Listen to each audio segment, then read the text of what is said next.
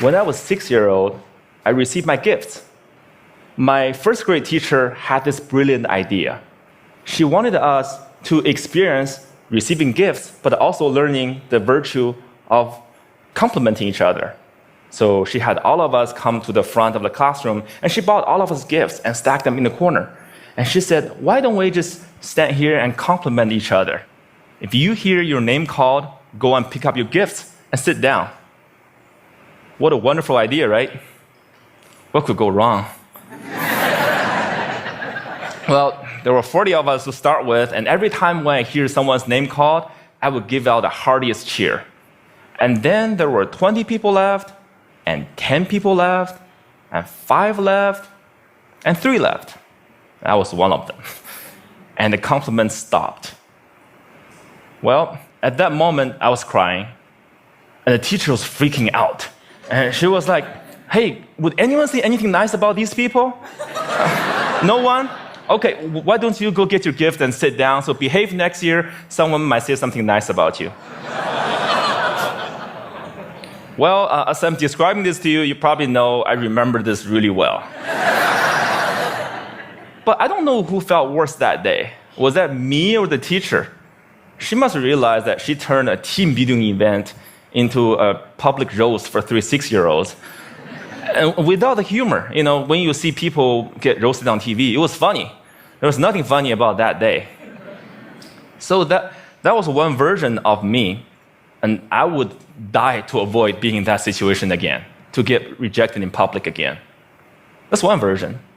Then fast forward 8 years, Bill Gates came to my hometown, Beijing, China, to speak, and I saw his message.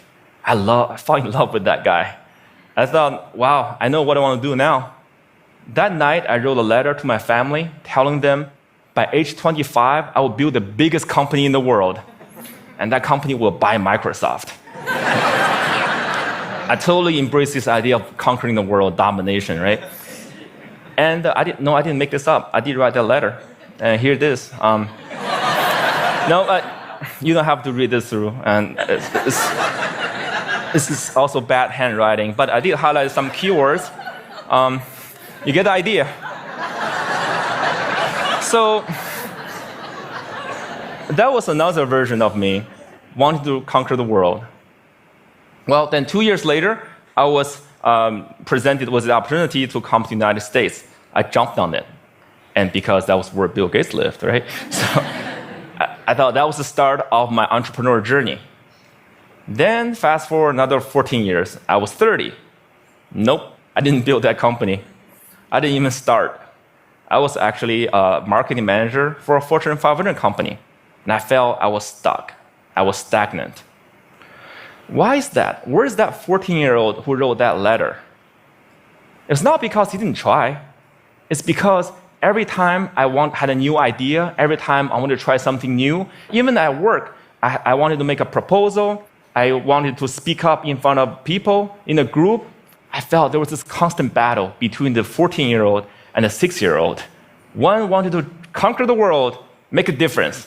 Another was afraid of rejection. And every time, that 6-year-old won.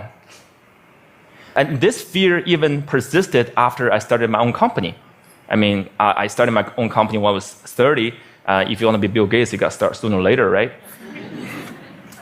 When I was an entrepreneur, I was presented with an investment opportunity.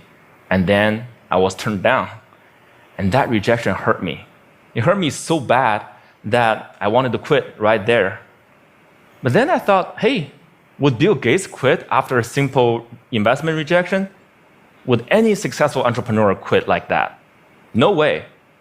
And this is where it clicked for me. Okay, I can build a better company, I can build a better team or better product, but one thing for sure, I could be a better leader. I could be a better person. I cannot let that 6-year-old keep dictating my life anymore. I have to put him back to his place. So this is where I went online and looked for help. Google was my friend. I searched, how do I overcome the fear of rejection? I came up with a bunch of psychology articles about where the fear and pain are coming from. Then I came up with a bunch of rah-rah inspirational articles about, don't take it personally, just overcome it. Who doesn't know that? But why was I still so scared? Then I found this website by luck. It's called rejectiontherapy.com. Rejection therapy was this game invented by this Canadian entrepreneur. His name is Jason Comley. And its basically the idea is for 30 days, you go out and look for rejection.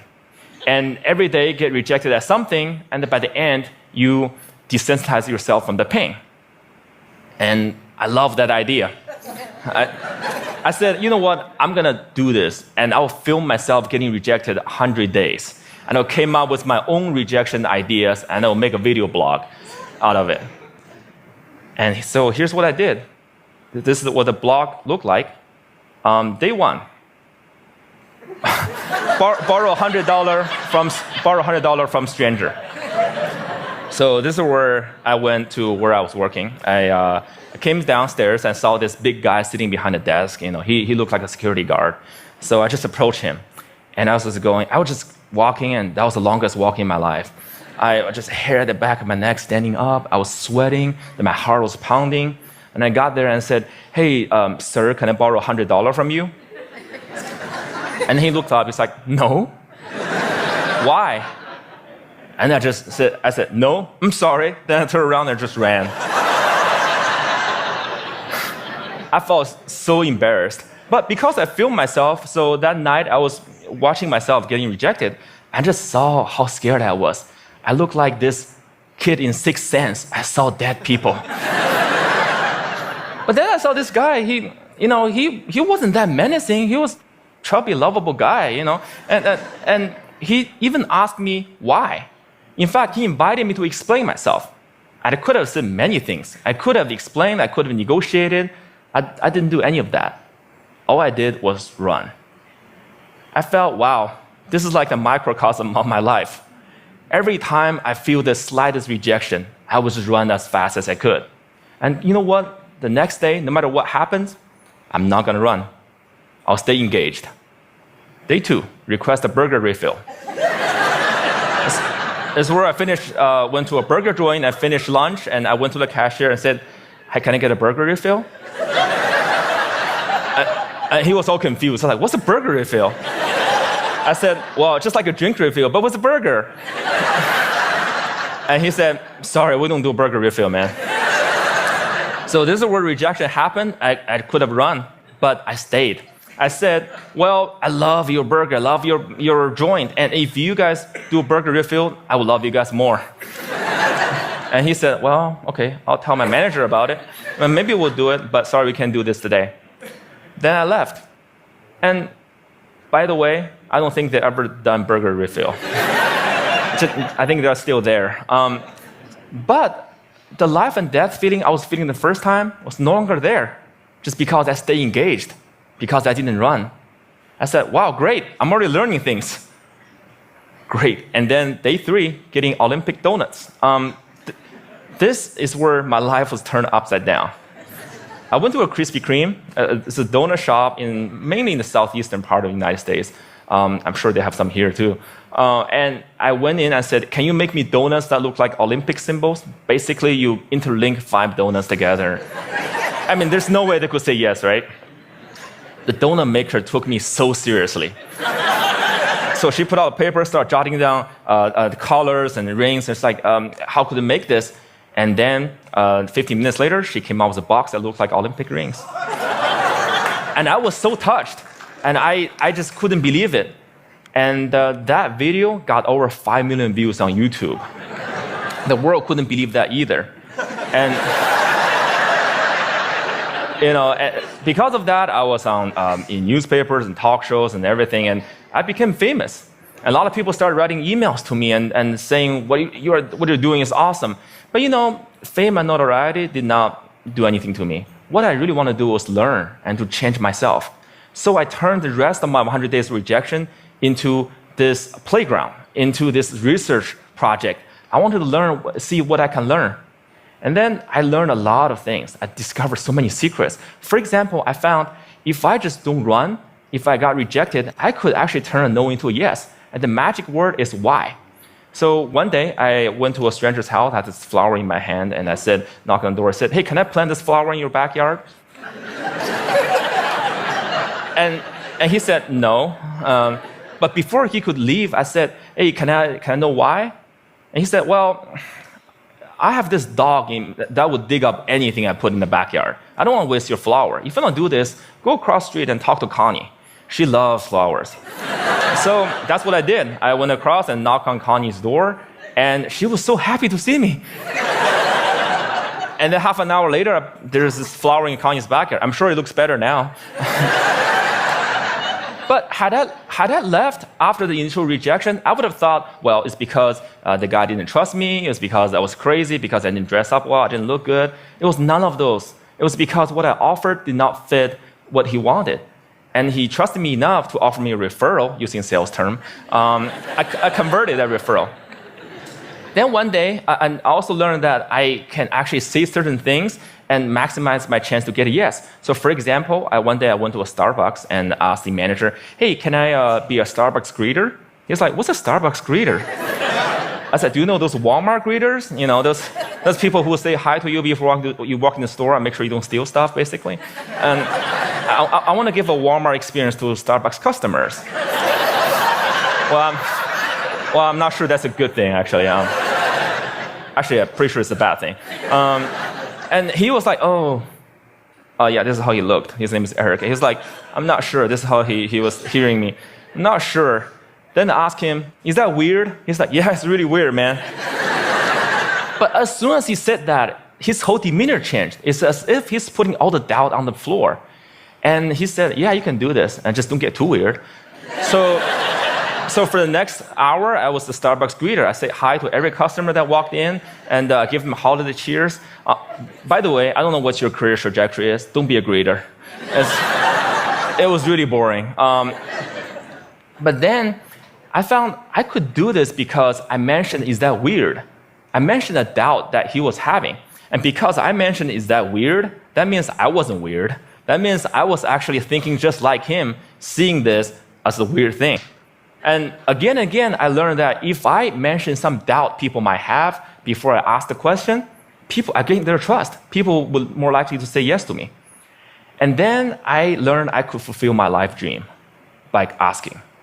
You know, I came from 4 generations of teachers. And my grandma has always told me, hey, Jia, you can do anything you want, but it'd be great if you become a teacher. But I want to be an entrepreneur, so I didn't. But it has always been my dream to actually teach something. So I said, what if I just ask and teach a college class? So I lived in Austin at the time, so I went to University of Texas in Austin, knocked on professors' doors and said, can I teach your class? I didn't get anywhere the first couple times. But because I didn't run, I kept doing it. And on the 3rd try, the professor was very impressed. It's like, no one has done this before. And I came in prepared with the PowerPoints and my lesson. It's like, well, I can use this. Well, when you come back in 2 months, I'll fit you in my curriculum. And 2 months later, I was teaching a class. This is me. You probably can't see this. This is a bad picture. You know, sometimes you get rejected by lighting, you know. But when I finished teaching that class, I walked out crying because I thought I could just fulfill my life dream just by simply asking. I used to think I have to accomplish all these things, I have to be a great entrepreneur or get a PhD to teach. But no, I just asked and I could teach. And in that picture, which you can't see, I quoted Martin Luther King Jr. Why? Because in my research, I found the people who really changed the world, who changed the way we live and the way we think, are the people who were met with initial and often violent rejections. People like Martin Luther King Jr., like Mahatma Gandhi, Nelson Mandela, or even Jesus Christ. These people did not let rejection define them. They let their own reaction after rejection define themselves. And they embrace rejection. And we don't have to be those people to learn about rejection. And in my case, rejection was my curse, was my boogeyman. It has bothered me my whole life because I was running away from it. Then I started embracing it. I turned that into the biggest gift in my life. I started teaching people how to turn rejections into opportunities. I used my blog, I used my talk, I used the book I just published, and I'm even building technology to help people overcome their fear of rejection. when you get rejected in life, when you are facing the next obstacle or next failure, consider the possibilities. Don't run. If you just embrace them, they might become your gifts as well. Thank you.